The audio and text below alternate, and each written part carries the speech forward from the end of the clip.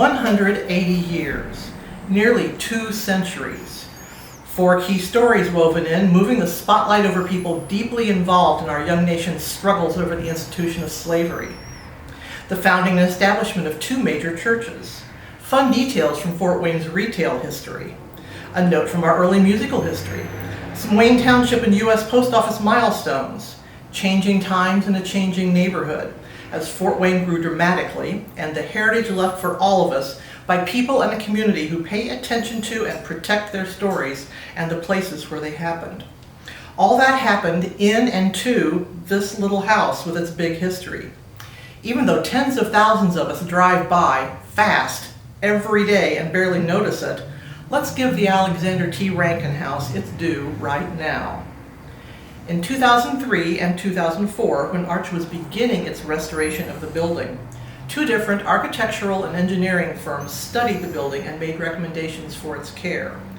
One of the reports includes this important contextual explanation of what we now see as a modest little residential building. I quote, "In the cultural context of when it was built, however, the Rankin House was a gracious and well-equipped residence, complete with finished plaster interior surfaces over hand-hewn wood lathe, a relatively wide interior stairwell, an interior masonry chimney flue, and a large, still intact stormwater cistern adjacent to the stairs in the cellar. Additional evidence that the Rankin home was not a typical house is the very deliberate and careful detailing in the exterior clay masonry."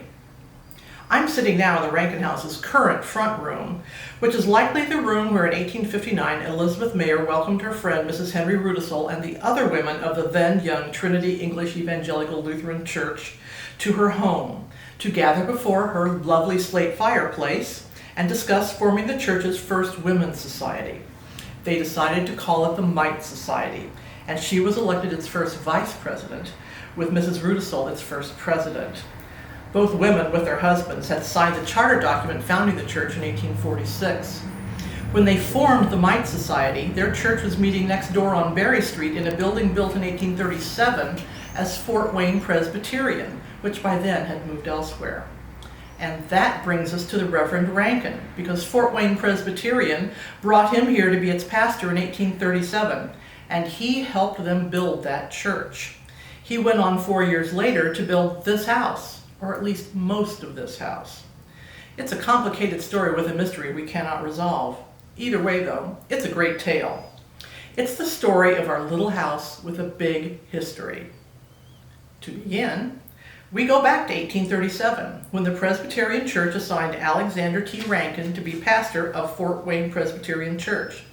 He was its 3rd pastor and had been licensed as a Presbyterian minister since 1829.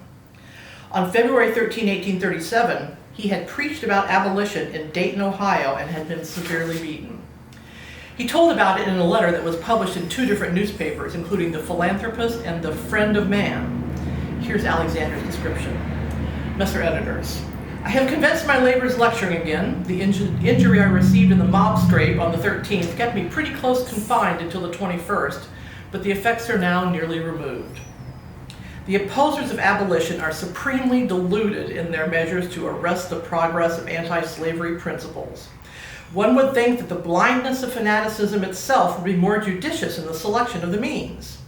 Never was more strikingly verified the old maxim, whom God intends to destroy, he first makes mad, than in the late disgraceful riot in Dayton. The influence of that affair unquestionably has made more abolitionists in that place than I could have done in a dozen lectures. How true it is that God sometimes makes even the wrath of man to further his inscrutable purposes. Everything has been done to prejudice the community against me and the cause of human liberty, but the spirit of inquiry cannot be intimidated. The people will think and determine for themselves. If the father of lies had been there himself in person, his fruitful genius could not have exceeded the invention of his dutiful subjects in fabricating and retailing slander. As a specimen of the false statements, take the following. One man is said to be willing to swear that I said publicly that I was not only in favor of amalgamation, but intended to marry a black wife. The most unlikely thing in the world for a man to say who has a wife and children at home. But whether the opposers throw eggs, beat me, lie, or be still, inquiry goes on, our cause advances. The result reminds me of a remark once made by an opponent. He said abolition was the most singular thing he had known. For whether the lectures were opposed by arguments, or their meetings broken up by mobs, or were attended in peace, the cause advanced. Rankin's recuperation meant he did not arrive here until fall. The congregation did not yet have a permanent home, but it quickly rallied around him, and a frame church was built on East Berry Street between Barr and Lafayette that year, where United Way of Allen County has its offices in the historic McCulloch Weatherhog Double House now. This house did not exist then. Rankin bought property for his residence at the corner of Hannah and Lewis Streets then.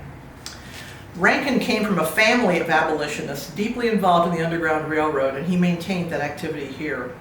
In 1838, he helped organize the Indiana Anti-Slavery Society and was elected a director. In 1839, he was hired by the American Anti-Slavery Society to increase support for abolition by organizing activities in Indiana and selling subscriptions to William Lloyd Garrison's newspaper, The Liberator, which supported the cause ideologically and likely financially. He was hired in June by the Society's agency committee. By December, though, that committee was reporting it could not pay another agent, so it is likely he was not getting paid either. Personal tragedy struck in 1841. His wife, Mary Meriwether Rankin, died, triggering a lot of activity, including her mother coming to join the family to care for the household and surviving children.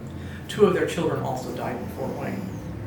Apparently, the property at Hannah and Lewis wouldn't work anymore as a home, so 2 days after his wife's death, Rankin sold that property to a John Du Bois for $1,000 and bought a downtown lot on the north side of Berry Street. 6 days after that, he bought the lot south of his church, stretching from the alley to Wayne Street along Lafayette, from Samuel Hannah, including a mortgage. We calculate that he had $430 left to build a house. In 1842, he sold the Lafayette Street lot to a young Presbyterian cabinet maker named Benjamin Tower, who then sold the north part of it to another young Presbyterian, this time a man who had attended medical school named Henry P. Ayres, for a price that confirms a structure exists there. And the Rankins continued to live here. The Reverend continued his work as pastor of the Presbyterian Church and as agent for the Anti-Slavery Society, whether he was getting paid or not. Most likely not, or spottily. The congregation struggled to pay him too after the Panic of 1837, which set off a depression lasting into the 1840s. The space between the parsonage and the church was used as a community commons. A number of public gatherings took place there, including the town's 1842 July 4th celebration. The Presbyterians must have been proud. But more trouble was brewing. In the heated congressional campaign of 1843, Rankin was apparently known to favor the Whig candidate, Lewis G. Thompson, who was an abolitionist. That knowledge drew the attention of enemies, who published an open letter to him in the Marion newspaper that was reprinted in Fort Wayne Sentinel on August 19, 1843. He was said to have sent a letter hoping to influence the election. The anonymous letter writer was against, quote, clerical interference. Here's the letter, addressed to clerical politicians. We would be pleased if some friend of the Reverend Mr. Rankin of Fort Wayne, the Presbyterian clergyman of that place, would favor us with a copy of the letter sent to by that gentleman to the abolitionists of this county. We have no wish to do injustice to the reverend gentleman and regret that we are compelled to notice his interference. But if the letter purports to contain the matter we are advised it does, his clerical robes shall not screen him from the lash. Should we not be allowed to see it, we shall take it for granted that our information is correct and that it was only designed to aid Mr. Thompson by secret circulation among the abolitionists and nowhere else. 5 days later, he resigned his position at the church, citing household and pecuniary concerns and opportunities elsewhere, because the church still had not found a way to catch up to the salary payments it owed him, even though it was trying. He stayed in the area for a few more months, working for the American Home Missionary Society. By October 2nd, 1843, a Miss Matilda Wallace was advertising that she was beginning the female seminary in the house, quote, lately occupied by A.T. Rankin. He moved to western New York State with his family in early 1844 and continued his pastoral work.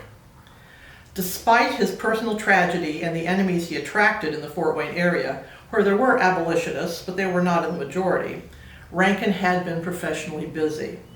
Historian George Mather, in his History of Fort Wayne's Early Congregations, praises Alexander T. Rankin. I quote, "If there was a white leader of Fort Wayne's Underground Railroad operatives during the late 1830s and early 1840s, it was most likely the Reverend Alexander T. Rankin, pastor of the First Presbyterian Church, a founder of the Indiana Anti-Slavery Society and brother of the Reverend John Rankin, who assisted escaping slaves at Ripley, Ohio," Mather wrote. Former Arch Executive Director Angie Quinn counts Rankin and this house among the documented sites of Underground Railroad activity in Allen County in her essay, History of African Americans in Fort Wayne to 1870, in the book History of Fort Wayne and Allen County, 1700 to 2005. And we have these three other factors to consider. Levi Coffin of what is now Fountain City, Indiana's most famous and best documented Underground Railroad leader, is documented as noting the successful activities of the network here during Rankin's time, when he sent 2 freedom seekers through Fort Wayne bearing this note: "Please receive and forward the same to George D. Baptist, Detroit, Michigan, by way of Camden and Fort Wayne. I consider this to be the safest route." Quinn's essay notes 13 documented sites of Underground Railroad in Allen County and 5 other possible sites, so he could have intended the travelers to seek help at any of those sites. Support here for the Underground Railroad would continue through the 1840s and into the 1860s. Second point, the Rankin family were known Underground Railroad conductors, as was the family of Rankin's first wife, Mary, in Ripley, Ohio. Descendants of John Rankin told Arts that John's brother Alexander was an Underground Railroad operator too, which supports the likelihood that he would have continued that activity while he was in Fort Wayne. Finally, the Rankin House has a half wall in the basement that invites speculation about hiding fugitive slaves behind it once they were in the basement, whose trapdoor entry would have been easily hidden under a rug in the room above. However, architects who have studied the house disagree about that wall. One study argues that it was built after Rankin's time in the house, making using it to hide people fleeing slavery impossible. So we have no conclusive evidence either way, just the possibility. So that's one inconclusive thing about the Rankin House. But the house also has a genuine mystery. The mystery about this house is, why is it 2 houses stuck together? When was that done? And why? It's easy to be distracted by wondering how people in the mid-1800s moved a frame house that had been built elsewhere to this lot and connected it to a brick house.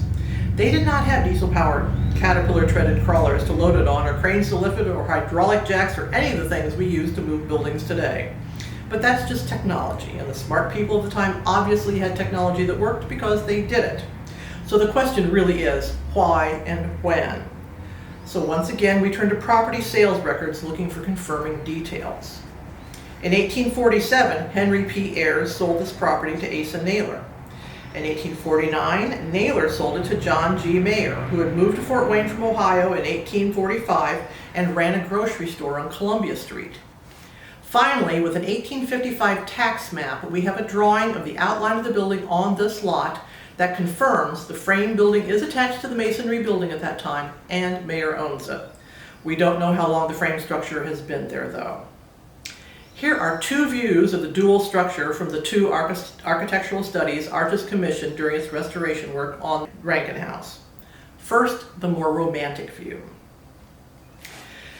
Just as the west masonry wall, now the back wall, was bowing out and in danger of collapsing in 2003 when the study was done, this report argues that an original masonry wall on the building's east could have collapsed at some time before 1855, and the wood structure was added hurriedly, proven by the poorness of the fit and the badly draining roof angle it creates, on the shallow foundation of the old wall's bricks, because the wooden structure's foundation is on bricks that match the masonry structure. The masonry structure has tension rods running north and south through it for stabilization, and such rods were already in use by the 1830s, so they could have been used. Also, for some reason, an interior masonry wall that could be load-bearing is not used to bear any load, which has no explanation. There's also a more utilitarian view. The second, later report argues that the north and south masonry walls were built not to tie into other masonry, though it cannot explain why. The ends that would have fit into an east masonry wall are instead smoothly finished without the brick pattern that would have joined them to another wall at right angles. This report continues to describe how the wood structure was nevertheless hurriedly attached and not well fit to the masonry structure. For example, the wood structure is 2 inches wider than the masonry structure, and the crew that attached it just found a way to make that work. Also, the connection between the 2 roofs is one that, had more time been taken, could have been corrected to eliminate the drainage problems caused by it. We have not been able to document where the wooden structure came from, why it was chosen and attached the way it was, and why the masonry structure only has 3 sides. It is easy to believe that Rankin might have wanted more room for his family or a more modern place for his mother-in-law than the original hall and parlor home, even though it was a very nice home for the time, which is the germ of a story about how he could have been the cause of the 2 buildings being joined if he decided to do it in a hurry. The joining of the 2 buildings changed a lot about the house. Its original front door may well have been the west entrance, now the back door, the door facing the church and all the activities of town. It's the nicest facade of the masonry building, and it would lead visitors into what could have been the parlor. A side door is available on the south side for the family to come and go from what would have been the hall, which is where all the cooking and work of the house would have been happening. After the wooden house was added, the front door became the Lafayette Street door, and the front room was no longer the old parlor. It was the room with the slate fireplace. The city was growing, and Lafayette Street now had addresses. John G. and Elizabeth Mayer probably didn't care about any of this unless they were the people who added the wooden structure to the masonry one, which we will never know. They had a stylish home in a good location that presented them well as movers and shakers in a growing town becoming a city. The Meyers must have been interesting people. They got things done. John G. Meyer came from Ohio after emigrating there from Germany to open his store, which was more than a simple grocery store. He made and sold the city's first ice cream. He grew and sold the city's first strawberries. He sold the first toys. He sold musical instruments and was a musician himself, being a member of the Kikiangas band that was invited to play for Governor Whitcomb's inauguration in Indianapolis because they were believed to be the best band in the state. He made and sold the city's first grape wine, which was also used at his church. He was elected township trustee and then appointed postmaster, gaining some fame as the first postmaster to receive mail from the railroad, going down to the trains to pick up the letters and carrying them back to the post office, which was in his store, in his jacket pocket. He was elected assessor in 1877 and died in 1880. His wife Elizabeth also left her mark on the city. Both of them had signed the papers in 1846 as charter members of their church, Trinity English Evangelical Lutheran Church, along with other community leaders. And she hosted that important meeting at this house in 1859 that marked the beginning of the church's women's societies after months and months of work on teas and church dinners and sales. She died in 1883, and they both are buried in Lindenwood Cemetery. We can't make a direct connection from John and Elizabeth to the next important family that owned and lived in this house, the DeWoods. We have to infer from context, and there's a lot of context. When the Meyers bought this house, Fort Wayne had not yet seen its first locomotive or laid its first railway tracks. By the time of their deaths, the city had changed from a river and canal-facing commercial center to a railroad-based manufacturing powerhouse. A lot of the manufacturing was on this side of town, and something called suburbanization had already begun. Manufacturing is dirty and loud, and it brings crowds of workers together in the factories. People who could get away from the noise and the crowds and the smells and the dirt did so by moving to newer neighborhoods, often made attractive by nearby streetcar lines. The old Meyer house was no longer such a prime address. That may be why Joseph DeWood, listed as a laborer in the 1917 city directory, was able to own it. In an early directory, before he lived here, he was listed as an engineer.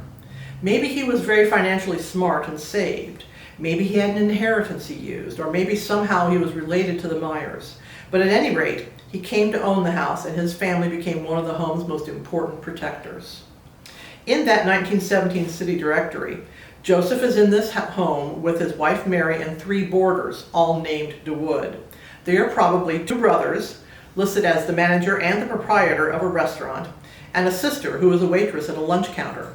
Sounds like either they're all working together to afford the house, or Joseph and Mary are helping the siblings get on their feet.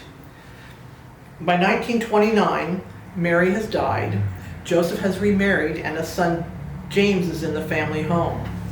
By 1937, the brothers are both in the city directory with wives and another address, and Sister Rose is a cook and living on Clay Street. Joseph died in 1941 and was buried in Catholic Cemetery, where Mary is buried too. Second wife Lucille lived alone on Lafayette Street through 1960, but in the 1961 directory, son James has joined her here. At that time, he is listed as a bottler at the Falstaff Brewery. Lucille died in 1980 and is also buried in Catholic Cemetery. James continued to live in the house, and he is the one who gets the home, which he calls the Meyer DeWood House, protected as a local historic district in 1984. James died in 2001 and is also buried in Catholic Cemetery. Interestingly, his local historic district nomination makes no mention of Alexander Rankin or the house's earliest history. It didn't need to qualify for the protection, because what he did present was deemed architecturally and historically significant enough. The story goes on, though, which is important because otherwise the Reverend Rankin's role might have been forgotten. Fort Wayne real estate developer Cook Lockheed, also an Allen County Council member, civic leader, and philanthropist, became owner of the house by the time it was listed in the 1994 city directory as Lockheed Enterprises, Inc.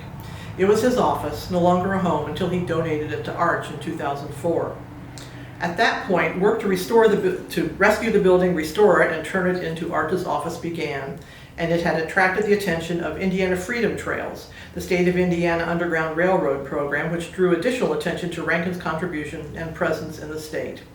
It is Arch's home today, after hundreds of thousands of dollars of research and investment from grants, donations, Arch memberships, and staff and volunteer hours of work.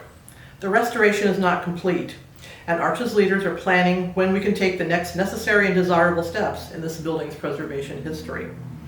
Great care was taken to let us connect with this house's history when the restoration of the first floor was done. In this room, we see the slate fireplace and surround Elizabeth Meyer undoubtedly was proud of, and the cupboards that were found during the restoration after someone had covered them over sometime during the 1800s. Generous donors gave Arch period furniture, this lovely bench and piano, to properly furnish this room. I think the late Mrs. Rankin's mother, if she lived in this part of the house after she came to help Alexander, and Elizabeth Meyer would have been pleased. I also think it's important to remember that 30,000 cars have not always rushed past this house every day. When the house was built, it faced either south or west, and the roads, such as they were dirt. By the Myers' heyday, the roads may or may not have been paved, but the sounds would have been hooves and train and factory whistles. Plus the bells of their church next door, which was originally hung in 1837 during the Reverend Rankin's tenure. The DeWoods bought the house in the aftermath of World War I and owned it through the Roaring '20s, the Depression, World War II, and all the changes and turmoil and growth of the post-war period.